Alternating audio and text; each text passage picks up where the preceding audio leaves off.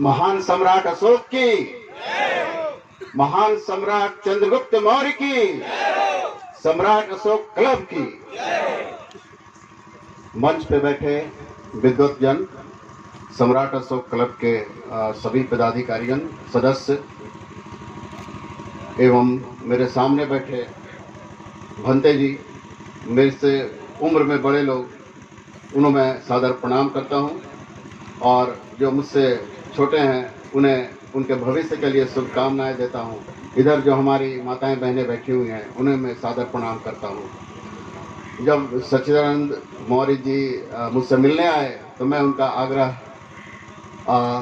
इनकार नहीं कर सका, क्योंकि पहली बार मुझे कोई इस तरह का निमंत्रण देने आए, कोई सामाजिक संगठन के कार्यकर्ता जिसमें कि पुरातत्व का पुट था। आज जब मैं यहाँ आया तो जिन लोगों के चित्र यहाँ लगे हैं उसमें सर अलेक्जेंडर कनिंघम का भी चित्र लगा हुआ है। सर अलेक्जेंडर कनिंघम ही भारत में पुरातत्व के उत्खनन का प्रारंभ करने वाले थे। इन्होंने 1861 में भारतीय पुरातत्व सर्वेक्षण की स्थापना की। पैसे से ये आर्मी के पर्सन थे, जनरल थे, तो अपने सैनिक अभियान के क्रम में कहीं कहीं जाना पड़ता था। उसी के क्रम में इन्होंने पुराने मंदिर, पुराने स्तंभ, अभिलेख, मूर्तियां सबको देखा और देखने के बाद भारत का इतिहास पढ़ने लगे। उस समय कोई इतिहास था नहीं हमारा। तब क्या पढ़ा उन्होंने? हुएनसांग को पढ़ा, जो 7वीं शताब्दी में पूरे भारत का भ्रमण करके वापस चीन गए थे। उस समय तक ये हुएनसांग का विवरण फ्रेंच में ट्रांसलेट हो चुका था। उसको उन्होंने लिया और ले करके पढ़ना शुरू किया।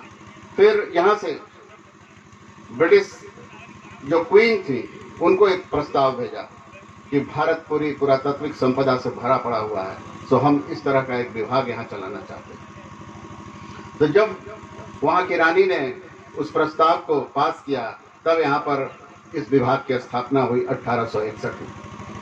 उन्होंने जिस दिन इस पद को ग्रहण किया उस दिन उन्होंने लिखा है अपने डायरी में कि मैं हुएनसांग और फाहियान के द्वारा तय किए गए जो भी रास्ते हैं उनको फॉलो करूंगा, उनका अनुसरण करूंगा, और जहाँ जहाँ भी बुद्धिस्ट साइट्स स्थल जो आएंगे, उन जिनका नाम इस साहित्य में आया है, उनको अन्वेषण करने का प्रयास करूंगा। जानते हैं उन्होंने कितने वॉल्यूम लिखे हैं इस पूरे अन्वेषण के? 1, 2, 3, 4, 5 नहीं, पूरे 27 वॉल्यूम लिखा। कनिंघम की रिपोर्ट 27 वॉल्यूम में भारतीय पुरातत्व सर्वेक्षण ने छापा हुआ है। कोई भी व्यक्ति जो इंटरेस्टेड है वो खरीद करके पढ़ सकता है। ऐसे ऐसे स्थल के नाम मिलेंगे जहां हम लोग आज तक नहीं जा सके, वहां पे ये महामानव किस तरह से गए। और आज हम सबसे पहले उनको एक श्रद्धांजलि अर्पित करते हैं, क्योंकि आज उनकी पुण्यतिथि है। बीच में पैसे की कमी के कारण कुछ दिन के लिए विभाग बंद हो गया, ये वापस फिर लंदन चले गए। लेकिन फिर 1870 के बाद फिर इन्होंने लगातार प्रस्ताव भेजते रहे, और इस तरह से फिर मुझे लगता है कि 1875 के आसपास फिर से ये विभाग खुला गया, और इस तरह से उन्होंने पूरे भारत को छान मारा। और सबसे ज़्यादा इन्होंने बौद्ध स्थलों का अन्वेषण किया। कहीं कहीं पे वहीं पर साथ ही साथ उन्होंने एक्सकवेशन करके और उसका साहित्य से मिलान करते थे और पहचान करके तब बताते थे। इसी क्रम में अभिलेख मिलने शुरू हुए। अभिलेख जब मिलने शुरू हुए तब धीरे धीरे इन्होंने कई और लोगों को अपने साथ में लगाया। उसी में थे एक जेम्स प्रिंसेप। तब तक सम्राट अशोक के कई अभिलेख सामने आ चुके थे, लेकिन उनको डिसाइफर करना एक अबूझ पहेली बनी हुई थी। पता नहीं क्या लिखा हुआ है, किसी को समझ में नहीं आ रहा है। वो घूमते रहे, कलेक्ट करते रहे, जमा करते रहे, सबका रिकॉर्ड बनाते रहे। कहीं भी इस तरह के अभिलेख मिलते हैं तो उसका स्टैम्पेज लिया जाता है, छाप ली जाती है और ले जा करके उसको डिसाइफर किया जाता है घर में बैठ करके, लेबोरेटरी में बैठ करके। उसके लिए बड़ा सा एक कागज़ का टुकड़ा भिगा करके उस अभिलेख पे लगा दिया जाता है और धीरे धीरे क्वायर ब्रश से उसको पीटा जाता है, ताकि जहाँ जहाँ पे कटा हुआ है वहाँ पे हल्की हल्की सी उसकी दब जाए वहाँ पेपर। हाँ, अब उसके बाद कुछ काले रंग का चीज लेकर के पूरे पे लगाया जाता है और लगाने के बाद सूखने का इंतजार किया जाता है, उसके बाद पूरा स्टम्पेज बाहर आ जाता है। अब सबसे पहले जरूरत ये थी कि जो अभिलेख मिल रहे हैं उसका पूरा अल्फाबेट तैयार कर, वर्णमाला तैयार किया जाए। घूमते रहे, इधर उधर दौड़ते रहे, बहुत कोशिश कर रहे थे। तभी अचानक कंधार में एक ऐसा अभिलेख मिला अशोक का। अशोक के अभिलेख मुख्यतः 2 भाषाओं में है और 2 लिपियों में है, ब्राह्मी और खरोष्टी। जो आज पाकिस्तान का क्षेत्र है वहाँ जो अभिलेख मिले हैं वो खरोष्टी में, खरोष्टी लिपि में है। भाषा मुख्यतः प्राकृत है। कहीं कहीं पे जो मगध के आसपास वाला क्षेत्र है वहाँ का डायलेक्ट मगधी है, जिसको आज हम मगही या मगधी कहते हैं। हो सकता है कुछ उस क्षेत्र के कुछ लोग हों यहाँ पे तो जानते होंगे। तो इस तरह से पहली बार कंधार में उनको एक ऐसा अभिलेख मिला सम्राट अशोक का जिसमें कि आर्मेइक और ग्रीक भी, ऊपर में ब्राह्मी, उसके नीचे खरोष्टी, उसके नीचे आर्मेइक और उसके नीचे ग्रीक। तब तक आर्मेइक और ग्रीक लिपि का डिसाइफरमेंट हो चुका था और उस बेसिस पे पूरे ब्राह्मी लिपि का वर्णमाला तैयार किया। आज हम बोलने में 1 सेकंड का समय ले रहे हैं, लेकिन वो जेम्स प्रिंसेप ने पूरी अपनी जिंदगी खपा दी वर्णमाला तैयार करने में। और इस तरह सबसे पहले दिल्ली के फिरोज शाह कोटला में खड़ा हुआ स्तंभ, दिल्ली के फिरोज शाह कोटला में अशोक का एक स्तंभ है, सम्राट अशोक का स्तंभ है, उसको डिसाइफर किया। उसमें 7 अभिलेख हैं, उन 7 अभिलेखों को डिसाइफर करके उसने पब्लिश किया। बाद में उस समय के पुराविदों के लिए एक आकर्षण का केंद्र बन गया और W.H. हुल्स करके एक बड़े एपिग्राफिस्ट थे जिन्होंने उस समय तक जितने सम्राट अशोक के अभिलेख मिले थे सबको डिसाइफर किया, सबको स्टैम्पेज का फोटो किया और कॉर्पस इंस्क्रिप्शनम इंडिकेरम इस नाम से एक किताब पब्लिश की, जिसमें कि सम्राट अशोक के उस समय तक के सारे अभिलेख को पब्लिश किया। आज बहुत छोटी छोटी किताब मिल जाते हैं सम्राट अशोक के बारे में, लेकिन सबका मूल स्रोत वही है। CII वॉल्यूम 1, CII वॉल्यूम 2 में गुप्त काल और मौर्य साम्राज्य के बीच के सारे अभिलेख, और तीसरा जो वॉल्यूम है जिसको कि जनरल फ्लीट ने एडिट किया है उसमें गुप्त काल के अभिलेख। तो इस तरह से शुरुआत हुई वहाँ पर और इस तरह से हम लोगों ने अपना इतिहास को फिर से लिखना शुरू किया, क्योंकि ये जो अभिलेख हैं उससे बड़ा स्रोत इतिहास लेखन का कोई हो ही नहीं सकता। क्योंकि जब हम कथा लिखते हैं, कहानियाँ लिखते हैं, कहानियाँ भी बहुत हैं हमारे पास जिसके बेसिस पे हम इतिहास का सृजन करते हैं, उसमें जो लेखक हैं वो बहुत सारे बहक जाते हैं, क्योंकि उनको एक साहित्य की परंपरा निभानी है, आकर्षण पैदा करना है। लेकिन जो ये अभिलेख होते हैं तो अभिलेख में खुद राजा ने खुद लिखवाया हुआ है। बहुत जगह तो ऐसा हुआ है कि सम्राट अशोक के अभिलेख जिस स्तंभ पे हैं उसी पे बाद के राजाओं ने भी लेख लिखवाया। जैसे इलाहाबाद किले में सम्राट अशोक का एक स्तंभ है और उस पर उनका अभिलेख लिखा हुआ है। बाद में समुद्रगुप्त ने उसी पे एक अभिलेख लिखवाया। बाद में जहांगीर ने भी उस पर एक लेख लिखवा दिया। बाद में कुछ नौजवान जाते थे तो उस पर भी खली से कुछ लिख देते अपने प्रेमी प्रेमिका का नाम समझते। तो ये परंपरा बहुत पहले थी। हाँ, वो भी अमर होना चाहते थे, लेकिन क्योंकि वो खली से लिखते थे और ये जैसे बताया था इन्होंने कि लोहे की कलम से लिखते थे। तो इतिहास लेखन का सबसे प्रमुख स्रोत है हमारा अभिलेख। हम लोग जब पढ़ते थे तो हम लोग को परीक्षा में याद आता, एक हिंदी टेक्स्ट दे दिया जाता था, इसको आप ब्राह्मी में लिखिए, जैसे ट्रांसलेशन आता था हिंदी से इंग्लिश, इंग्लिश से हिंदी, तो इस तरह से किया जाता था। तो सम्राट अशोक के बारे में ये क्लब है और यहाँ के लोग सब डेडिकेटेड हैं। जिस तरह से गठिया महोत्सव भी मैं अटेंड किया हूँ 1-2 बार। तो सम्राट अशोक के बारे में कुछ भी कहना असूझ को दिया दिखाने के बराबर है। वो प्राचीन काल का एक महामानव, अगर उनको सेकंड बुद्ध कहें तो कोई अतिशयोक्ति नहीं। अगर सम्राट अशोक कलिंग युद्ध के बाद बौद्ध धर्म को नहीं अपनाते तो आज वो विश्व धर्म का रूप नहीं लेते। आज दुनिया की आबादी का 7 से 8% भाग बौद्ध धर्म को मानता है। तो क्यों मानता है? तो सम्राट अशोक की। भगवान बुद्ध ने सबसे पहले उस धर्म को एस्टैब्लिश किया सबसे पहले शिक्षा वहीं दी जहाँ से आप मुझे पकड़ के लाए, सारनाथ से। लेकिन उसको फैलाने के लिए उन्होंने संघ की स्थापना की।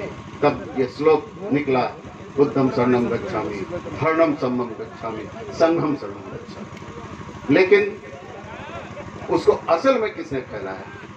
सम्राट अशोक। कलिंग युद्ध के बाद जब उसकी विभीषिकाओं को उन्होंने देखा, उनके जो 14 अभिलेख हैं, 14 अभिलेख की जो प्रति है, जो गिरनार में है, जौगढ़ में है, समापा में है, इरागुड़ी में है, कालसी में है, उसी में 13वां अभिलेख में उन्होंने लिखा है कि 1 लाख से ज्यादा लोग मारे गए, 1.5 लाख लोग घायल हुए और उससे कई गुना अधिक लोग विस्थापित हुए। तो जब उनका ये उन्होंने जब देखा इस विभीषिका को, तो उनका जो दिल था वो नवनीत हो गया और तब उन्होंने घोषणा की कि विजय घोष के जगह पे धम्स हो, विजय लिपि के जगह पे धम्म लिपि हो। और इस तरह से उसने पूरे भारतवर्ष को बदल के रख दिया। पहली बार पशु चिकित्सा के लिए उन्होंने अस्पताल खुलवाए, जो कि अभिलेख में लिखा हुआ है। उन्होंने एक ऐसी समाज की स्थापना करनी चाहिए। उन्होंने इंस्ट्रक्शन दिए, उन्होंने आदेश दिए कि कोई भी व्यक्ति अपने माता पिता का अवहेलना नहीं कर सकता, अपने गुरु की अवहेलना नहीं कर सकता। ये सारी चीजें उन्होंने अभिलेख में लिखवाई और अपने पुत्र एवं पुत्री को बोधि वृक्ष का एक सैपलिंग लेकर के लंका में भेजा। आज वो पेड़ आज भी जीवित है, जबकि बोध गया का जो बोधि ट्री है उसके बाद में कई हिंदू शासकों ने कटवा दिया, कई हिंदू शासकों ने, कि बौद्ध धर्म का रिलेटेड है। लेकिन जो सैपलिंग उन्होंने वहां भेजा वो आज भी अनुराधापुर में है और पूरे विश्व का सबसे पुराना वृक्ष होने का कारण।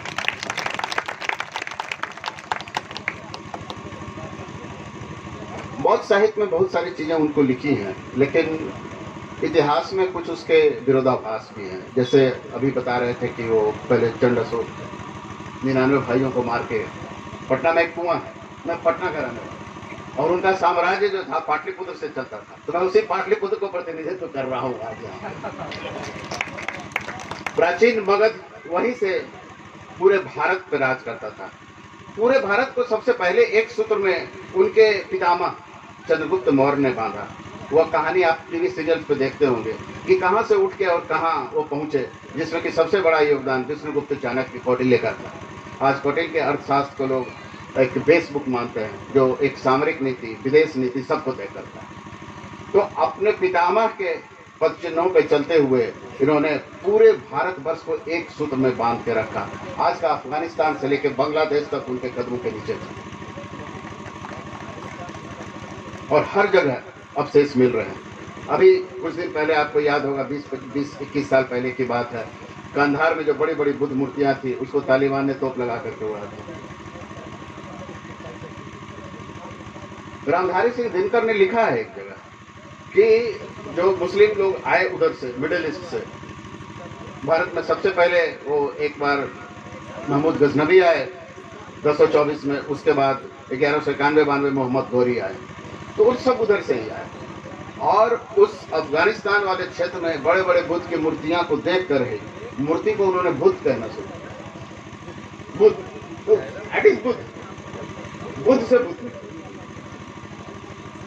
उनके धर्म में मूर्ति पूजा नहीं है, बुद्ध परस्ती को बहुत बड़ा गुनाह माना जाता है। तो इस तरह से इतिहास चलता रहा। सम्राट अशोक ने सबसे पहले भगवान बुद्ध का जब ये हुआ था, क्रमेशन हुआ था कुशीनगर में, उनके महापरिनिर्वाण के बाद उस पर 8 स्तूप बनाए गए। पूरा बहुत साहित्य में लिखा हुआ, जो वहाँ पे बना था कुशीनगर में। दोनों शाखा थी मल्लों की, एक पावा और एक कुशीनारा, वहाँ पे बना था। वैशाली में बना था, मगध में बना था। तो भगवान बुद्ध के जो अस्थि अवशेष थे उन स्तूपों में थे। लेकिन जब सम्राट अशोक ने बौद्ध धर्म का ये किया, अपनाया, तो उन्होंने उनमें से 7 स्तूपों को फिर से खुदवाया, जिसमें से एक रामग्राम का स्तूप जो ओरिजिनल अस्थि अवशेष पे बना था उसको उन्होंने नहीं खुदवाया। बहुत साहित्य में लिखा है कि जब भगवान का उस स्तूप को खुदवाने के लिए अशोक वहां पहुंचे तो उस स्तूप के चारों तरफ सांप लिपटा हुआ था। आज भी किसी भी मूर्ति में, किसी भी कला में, शिल्प कला में जहाँ भी कोई स्तूप दिखे और उसके चारों तरफ सांप अगर दिखा हुआ है, इसका मतलब कि शिल्पकार रामग्राम का स्तूप दिखलाना चाह रहा है। वहां से उन्होंने जो ओरिजिनल अवशेष थे भगवान बुद्ध के अस्थि अवशेष, उसको निकाल के 84,000 स्तूप, 84,000। तो ये चीज किसी तरह इन लोगों को भी मालूम हो गई। ये भले ही इन्होंने यहाँ के जो संस्कृति है उसको ढूंढने में बहुत मदद की, लेकिन इनके बारे में एक और शब्द हम लोग यूज करते हैं, that is called treasure hunter. इन लोगों को ये पता लग गया था कि अस्थि अवशेष रखते हैं स्तूप के अंदर में, तो जहां जहां ये लोग जाते थे ऊपर से बोरवेल टाइप का खुदाई कर देते थे स्तूप में, और कई जगह मिला। सबसे पहले इनको मिला वहां कपिल वस्तु में 1872 के आसपास में। वहां पे एक पेपे करके थे, उनका पेपे कुछ नाम था, वहां की जमींदारी खरीद ली। पता चला कि कपिल वस्तु ये हो सकता है, पूरी खुदाई कर दी उन्होंने स्तूप के ऊपर से, और कास्केट निकाल के ले आए, और उस कास्केट पे वो अभिलेख लिखा हुआ है, साक बुद्ध मुनि जाति।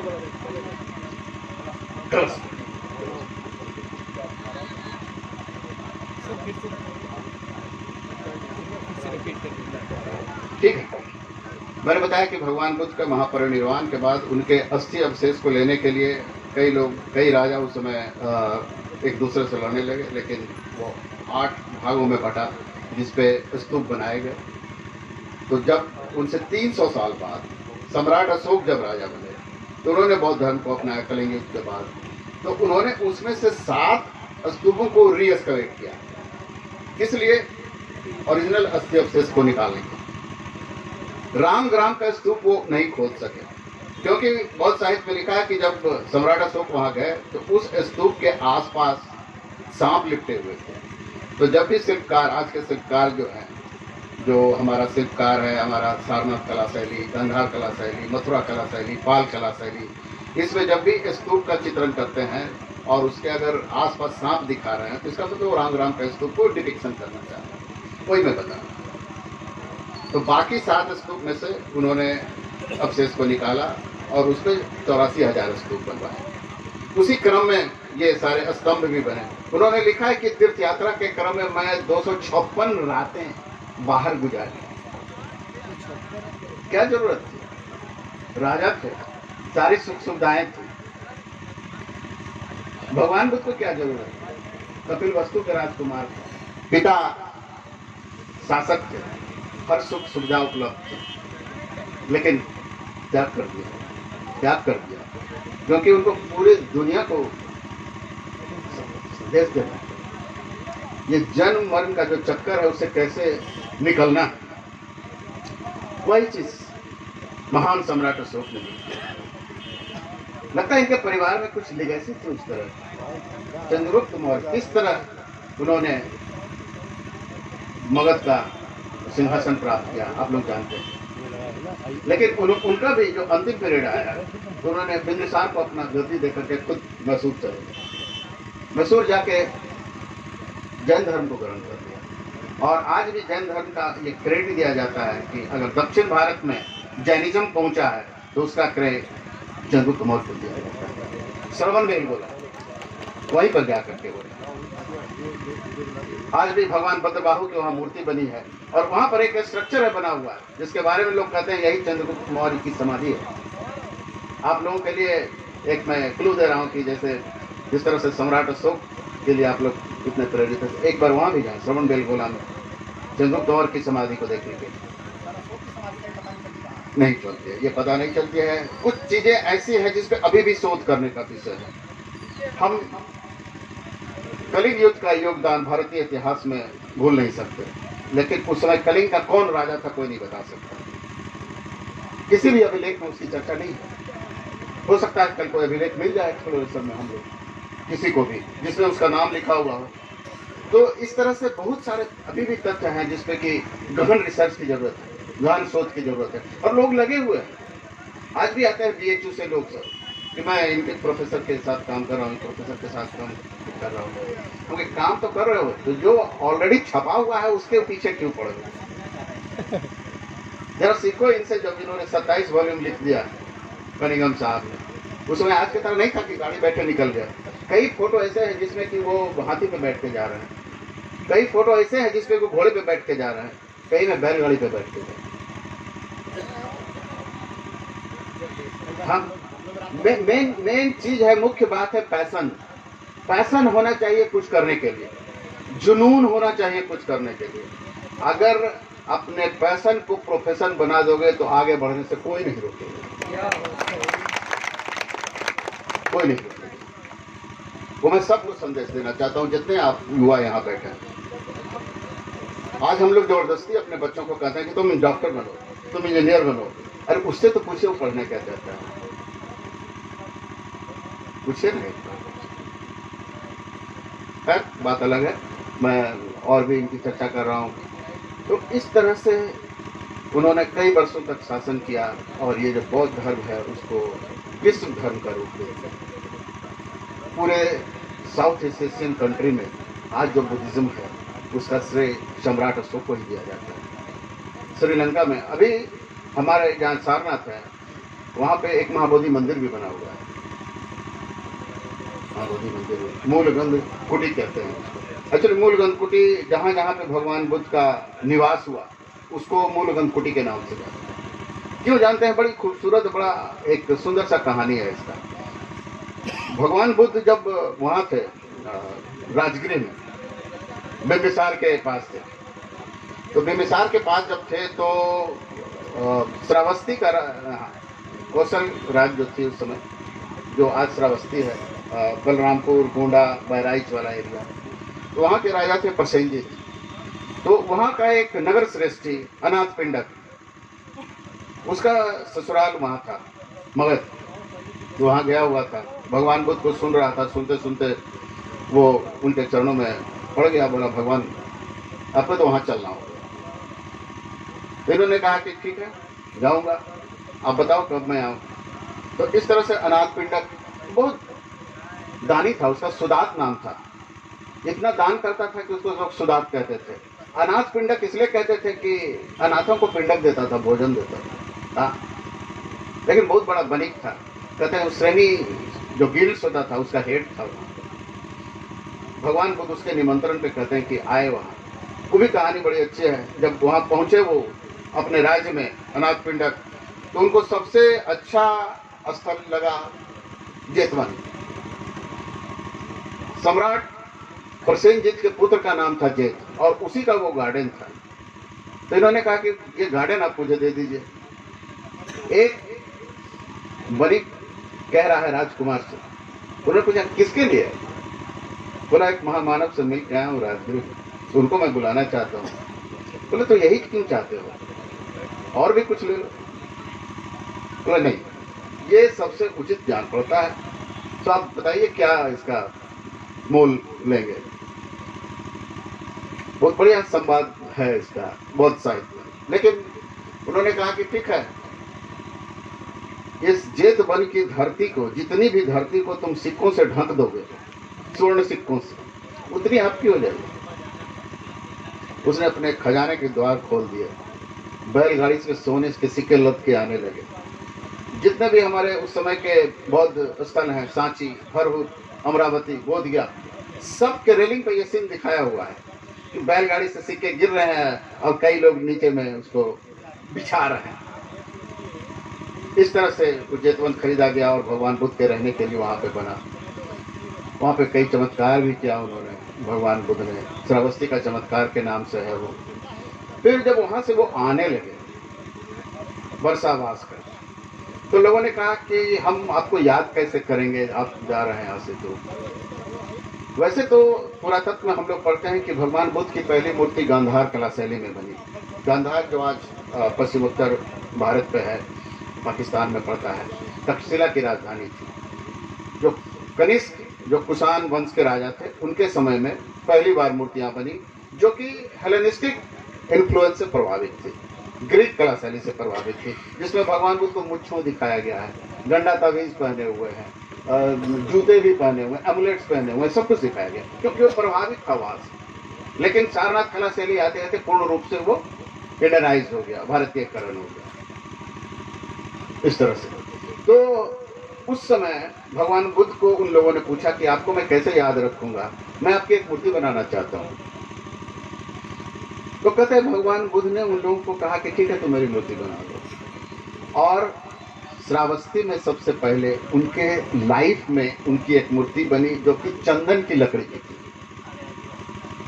और जिस कमरे में या जिस भवन में उसको रखा गया था उसमें से खुशबू निकलते रहते थे चंदन, और इस तरह से नाम पड़ा गंधकुटी। और जहां जहां भगवान गए, जहां जहां भगवान ने निवास किया, वहां पर गंधकुटी कहा गया उसको। लेकिन सारनाथ में से मूल गंधकुटी,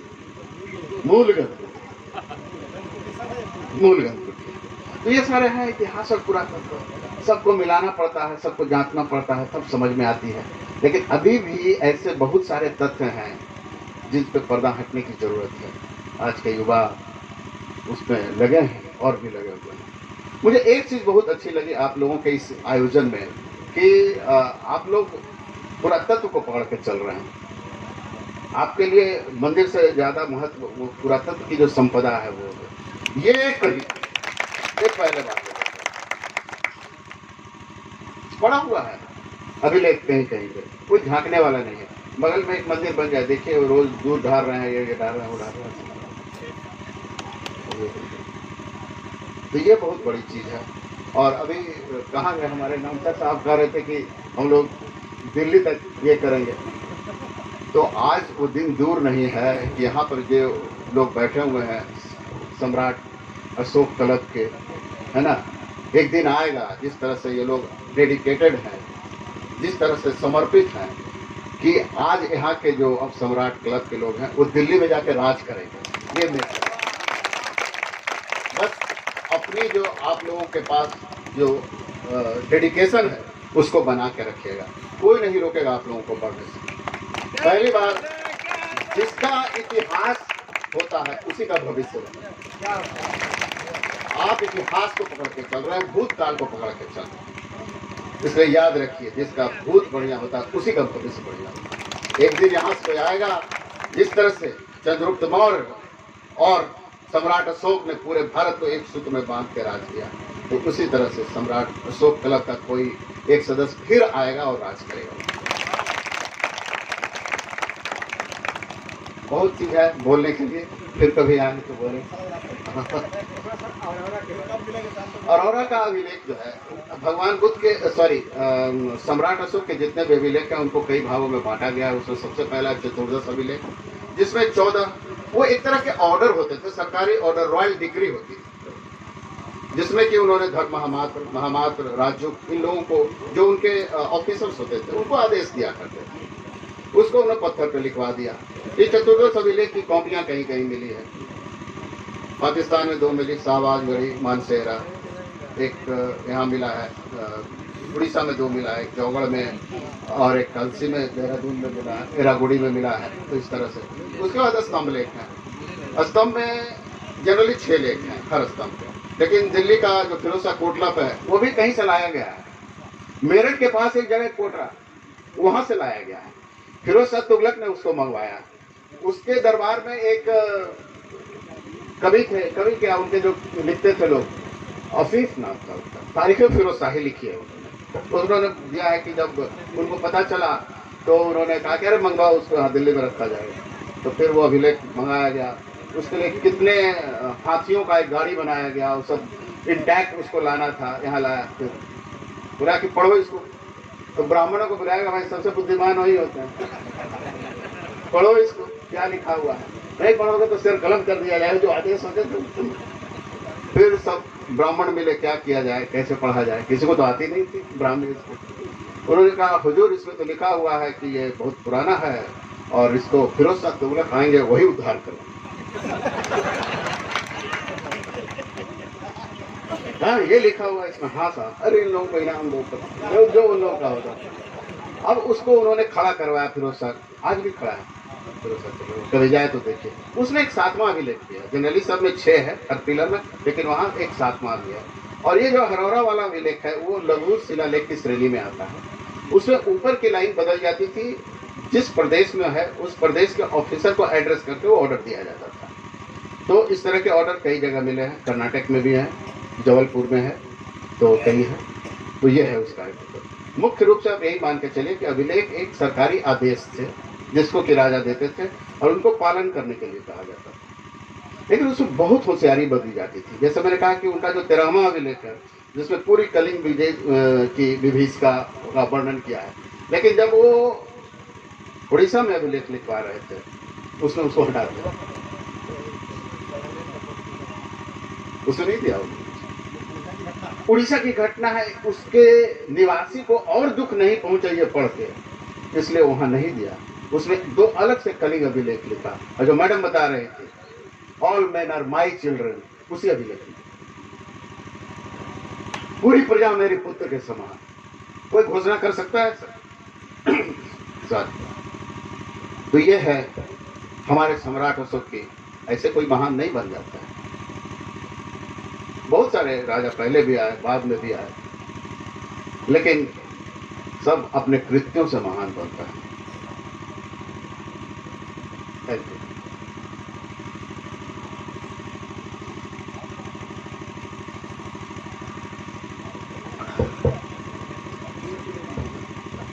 इतने देर से आप लोग सुन रहे हैं, बोर हो रहे हैं लगता है।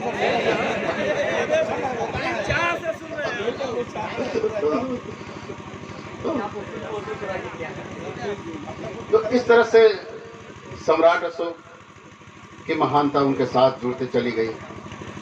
और देखिए उनके बाद साम्राज्य के लिए शुरू हो गए झगड़े, शुरू हो गए। मात्र कुछ ही दिन बाद उनके वंश के जो आखिरी सम्राट थे बृहद्रथ, उनकी हत्या कर दी गई। और पुष्यमित्र शुंग जो उनका सेनापति था उसी ने उनका हत्या किया। और कब किया? जब वो मिलिट्री परेड का सलामी कर रहे थे, निरीक्षण कर रहे थे। इसका मतलब ये है कि पूरा सपोर्ट था उसको आर्मी का, और उसी के दौरान उन्होंने ये किया और कब्जा कर लिया। तो ये है कि किस तरह से मौर्य साम्राज्य का पतन हुआ। हम लोग इतिहास में पढ़ते हैं, रति भानु सिंह नाहर की एक किताब है, भारत का प्राचीन भारत का राजनीतिक इतिहास। उसमें उन्होंने लिखा है जब मौर्य साम्राज्य का चैप्टर समाप्त हो गया तो पहला लाइन में लिखा है कि लगभग 3 शताब्दी तक मौर्य साम्राज्य का प्रखर सूर्य सौरमंडल को आलोकित करता रहा, लेकिन उसे भी अस्ताचल की ओर गमन होना पड़ा। लेकिन आज इस भीड़ और इस गैदरिंग को देख करके ये तो नहीं लगता है कि मौर्य साम्राज्य का कभी अस्त होगा, कभी नहीं। जिस तरह से समर्पण है आप लोगों का, इसको और बढ़ाइए और अखिल भारतीय सम्मेलन करें इसमें।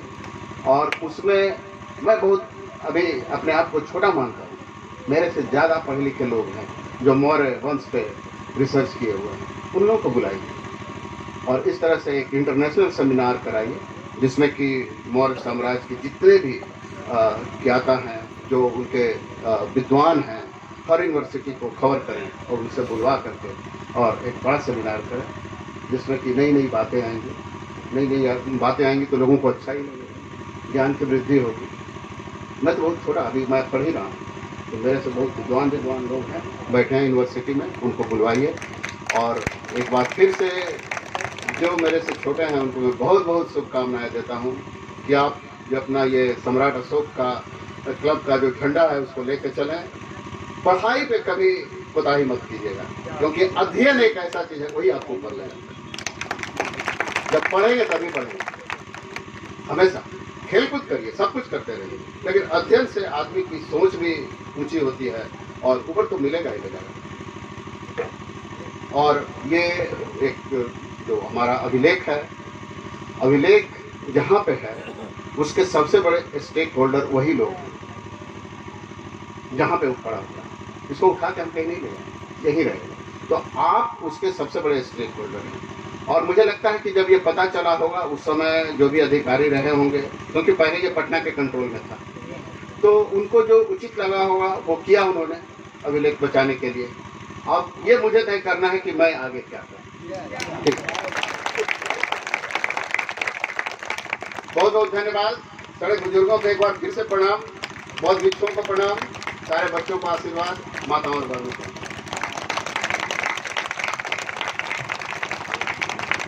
हाँ, एक निवेदन है, लंच पैकेट है, सब लोग लेके जाएंगे, बस 2 मिनट और बैठे।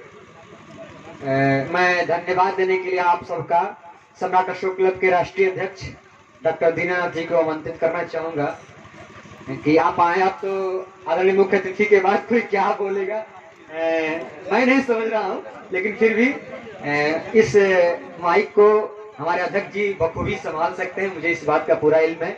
मैं बड़े सम्मान के साथ सबका धन्यवाद करने के लिए